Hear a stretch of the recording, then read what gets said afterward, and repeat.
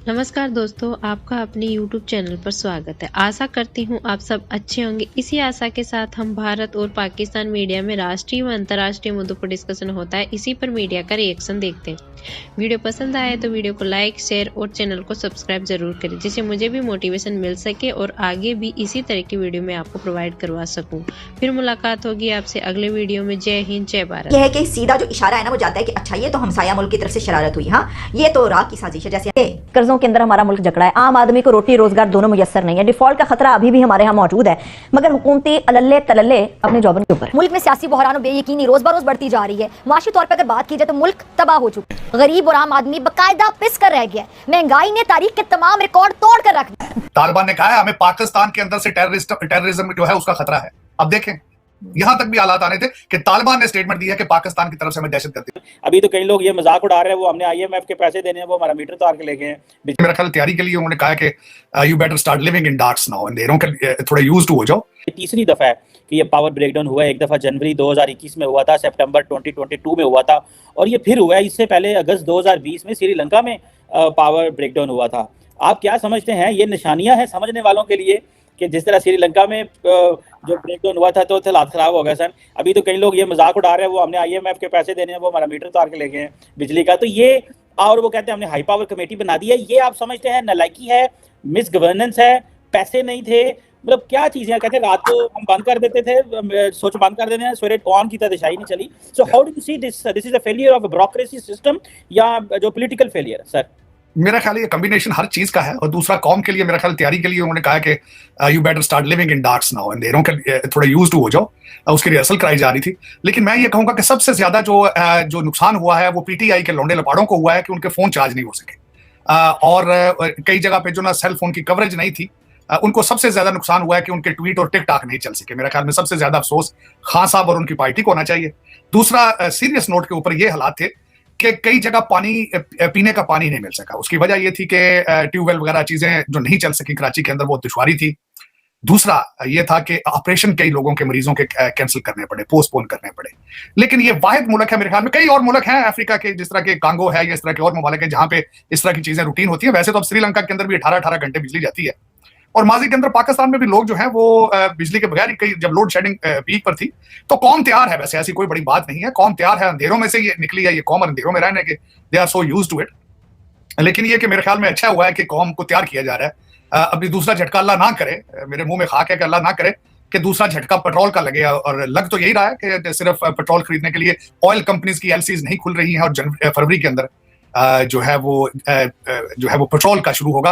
और यहाँ पे मैं ये बताना चाहूंगा कि ये सारी निशानियां मिलती जा रही हैं श्रीलंका के साथ। वहां भी सबसे पहले पेट्रोल जो है वो शार्ट हुआ था, उसके बाद हर चीज रुक गई थी, क्योंकि जब पेट्रोल रुकता है तो फिर गाड़ी रुक जाती है, गाड़ियां रुकती हैं तो जिंदगी रुक जाती है, क्योंकि फ्रेट उसके साथ रिलेटेड होता है। फ्रेट की बात करेंगे तो 700 कंटेनर कराची पड़ा है इस वक्त, और फ्रेट कंपनियां जो हैं, कई जो पाकिस्तान में शिपिंग कंपनियां हैं, वो अपना ऑपरेशन बंद करने के बारे में सोच रही हैं। उसका नुकसान क्या होगा कि टूटे फूटे आपके तौलिए बुनियादें जो बिक रही हैं, एक्सपोर्ट हो रही हैं, वो भी बंद हो जाएंगी। फैसलाबाद की इंडस्ट्री ऑलमोस्ट बंद हो चुकी है, लेकिन जो चल रहे हैं अभी हौजरी के कुछ कारखाने, वो फिर उसके बाद बुनियादों के बाद सिर्फ नाले, शलवारों के नाले ही बना पाएंगे और कुछ नहीं बनेगा। मिनिस्टर फॉर एनर्जी खुर्रम दस्तगीर खान ने पाकिस्तान में होने वाले एक बड़े पावर ब्रेकडाउन या शटडाउन या ब्लैकआउट पर एक और थ्योरी बयान की है। उन्होंने एक और ही, वो किसी और डायरेक्शन में ले गए इसको, और उनका ये कहना है कि हमें खदशा है कि क्या कहीं किसी ने हैकिंग तो नहीं की, क्योंकि उनके एग्जैक्टली जो उन्होंने अल्फाज बोले कि खदशा है और तफ्तीश करनी है, क्या हमारे सिस्टम में हैकिंग के जरिए बैरूनी मदाखलत तो नहीं हुई। इस बात की भी तहकीकात की जाएंगी। अलबत्ता इंटरनेट के जरिए जो है वो बैरूनी मदाखलत के इम्कान कम है, और उन्होंने अब एक 3 मेंबर कमेटी बना दी है। ये कमेटी इस बात का जायजा लेगी और देखेगी, यानी इन्वेस्टिगेशन करेगी कि क्या ये पाकिस्तान का जो एक बड़ा पावर ब्रेकडाउन हुआ, जिसमें पूरा मुल्क यानी कि सारा कंट्री अंधेरे में डूब गया और 17 आवर्स से ज़्यादा ये चलता रहा, बल्कि अभी तक कई ऐसे शहर हैं जिनकी आहिस्ता आहिस्ता बिजली बहाल हो रही है। इसकी खबरें आ रही हैं कि जी अभी इस शहर में जो है वो सिस्टम ठीक हो गया है, अब यहाँ पर वापस आ गई है, बत्ती आ गई है, यहाँ से जो बत्ती गुल हुई थी वो अब जल चुकी है, वगैरह वगैरह। तो इतने घंटों तक 24 आवर्स से ज़्यादा ये जो सिस्टम रहा, तो क्या किसी ने हैक किया?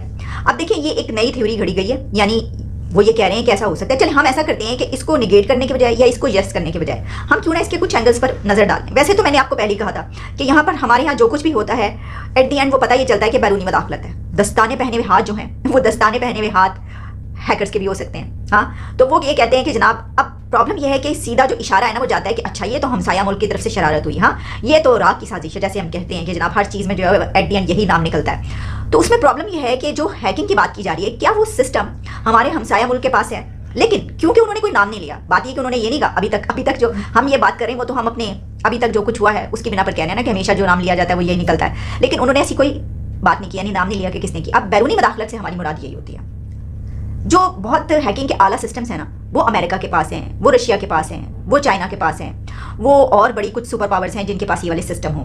मेरा नहीं ख्याल कि इस रीजन में किसी के पास ऐसा कोई सिस्टम है या होगा कि जिस पे किसी कंट्री के इस तरह के एनर्जी सेक्टर में घुस के यानी कि कोई इस तरीके से ब्लैकआउट किया जा सके पूरे के पूरे मुल्क का।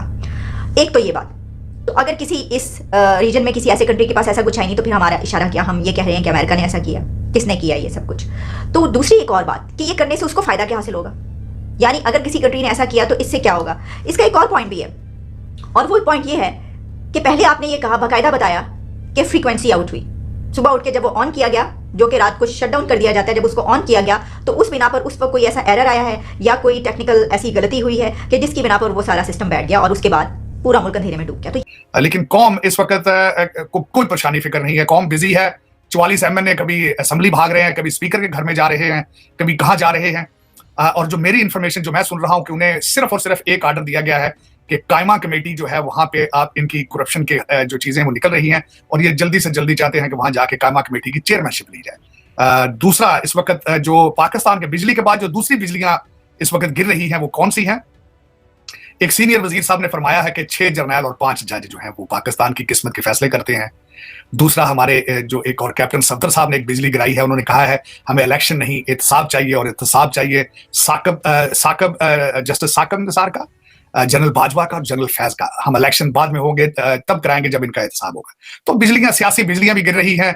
मोहसिन नकवी साहब जो है इस वक्त वो भी सियासी बिजलियां पंजाब पे गिरा रहे हैं। वो इस तरह गिरा रहे हैं कि उन्होंने मोहतरम हमारे जो परवेज लाई साहब हैं उनकी तीसरी बीवी के करीब घेरा बंद टाइट कर लिया है सारा अनवर के इर्द गिर्द। उन्होंने भी लंबी चौड़ी शॉपिंग की है जायदादों की और उनके ऊपर एलिगेशन जो चोई साहब के खिलाफ है कि 3 महीने में 300 अरब रुपया जो है वो उन्होंने खर्च किया है। अब उसमें देखें कि उसमें कितने पैसे जो है अजीज व अकारब में गए हैं। जो एक नई बात मैंने अभी कुछ घंटे पहले सुनी है कि वहां पे लौंडे लपाड़ों ने उड़ाई थी बात कि मोहसिन नकवी साहब के रिलेशनशिप जनरल बाजवा साहब के साथ हैं काफी, लेकिन मैंने जब उसको मजीद कुरेदा है तो वो बात गलत निकली है। बाजवा साहब के साथ नहीं, उनके करंट जो इस वक्त हमारे आर्मी चीफ हैं उनके साथ रिलेशनशिप है और वो जब गए थे उमरा करने सऊदी अरेबिया और उस वक्त का हिस्सा थे मोहसिन नकवी साहब। हालांकि वो अल-ऐलान तो कहा जा रहा है कि वो कहते हैं ये हमारे जरदारी साहब के बच्चे हैं वो, लेकिन ये कि वो he is very close to the serving army chief. और उन्होंने आज जो कल हलफ लिया है, आज सबसे ज्यादा उन्होंने जो काम किया है लाहौर का FIA ऑफिस के अंदर से जो फाइलें रोक कर बैठे थे हमारे चौधरी साहब, बिलखुसूस मुनस सलाही की जो रिपोर्टें थी, फाइलें थी और जो फाइलें थी तीसरी बीवी की, वो आज उन्होंने वहां जल्द अज जल्द उनकी कापियां करके फेडरल गवर्नमेंट के हवाले कर दी। वो फाइल बना देंगे, जिस तरह आपको पता ही हमारी एजेंसियां फाइलें बनाती हैं, यूज तो वो तब करती हैं जब जरूरत पड़ती है, ये क्योंकि आपका मुल्क जो है फाइलों का मुल्क है।